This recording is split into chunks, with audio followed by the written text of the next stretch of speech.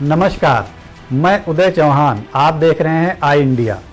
उत्तर प्रदेश में 2022 का विधानसभा चुनाव भाजपा के लिए आसान नहीं है। समाजवादी पार्टी इस चुनाव में भाजपा के लिए खासी मुश्किलें खड़ी करती नजर आ रही है।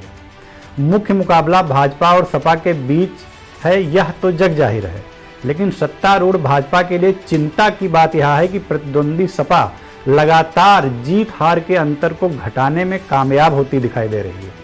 यह हम नहीं कह रहे, एबीपी न्यूज के सी वोटर सर्वे से कुछ इसी तरह के संकेत मिल रहे हैं। सी वोटर सर्वे कई सवाल खड़े कर रहा है।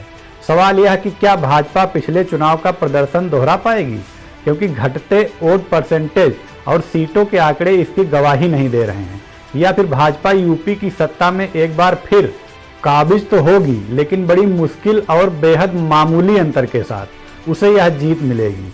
क्या सपा पिछले चुनाव से बेहतर नतीजे देगी, लेकिन कम अंतर से सत्ता अखिलेश के हाथों से फिर फिसल जाएगी?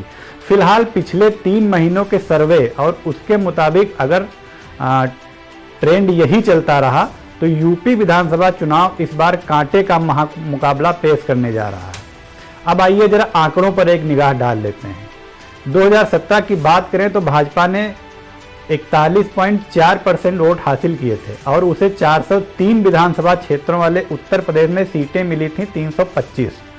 समाजवादी पार्टी को वोट मिले थे 23.6% और सीटें मिली थी 48। बसपा को 22.2% वोट और 19 सीटें मिली थी, जबकि कांग्रेस को 6.3% वोट और 7 सीटें मिली थी। अन्य पार्टियों को 6.5% वोट और 4 सीटें मिली थी।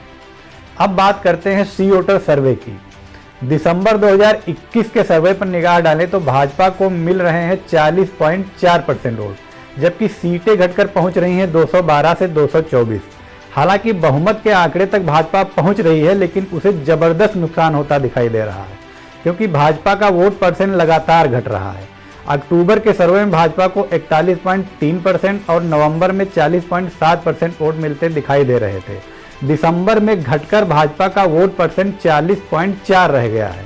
अक्टूबर में 241 से 249 सीट पा रही भाजपा दिसंबर में 212 सीटों के आसपास सिमटी नजर आ रही है।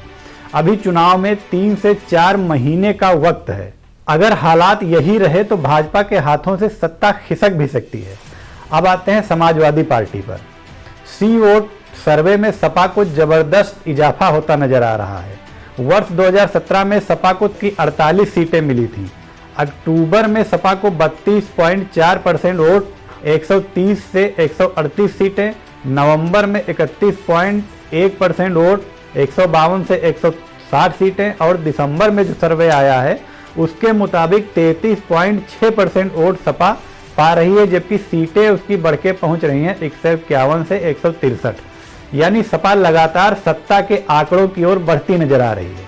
अगले 3 महीनों में 40 से 42 सीटों का अंतर अगर सपा खत्म करने में कामयाब रही तो भाजपा के लिए मुश्किल हो सकती है। बसपा 2017 के 22.2% के मुकाबले घटकर दिसंबर 2021 में 13.2 पर ही रह गई है। सीटें भी 19 से घटकर 13 ही मिलती दिखाई दे रही हैं। कांग्रेस को जरूर प्रियंका गांधी की मेहनत का कुछ फायदा मिलता दिख रहा है। 2017 में मिले 6.3% वोट के मुकाबले कांग्रेस दिसंबर 2021 में 7.3% पर पहुंचती नजर आ रही है। 1% इजाफे के साथ कांग्रेस की सीटें भी 7 से बढ़कर 10 मिलती दिख रही हैं, जबकि 7 सीटें मिली थीं 2017 में। अन्य पार्टियों को 6.5% वोट और 4 सीटें मिली थीं। मौजूदा समय तक अन्य पार्टियों को 5.5% वोट और सीटें 2 से 6 मिलती दिख रही हैं।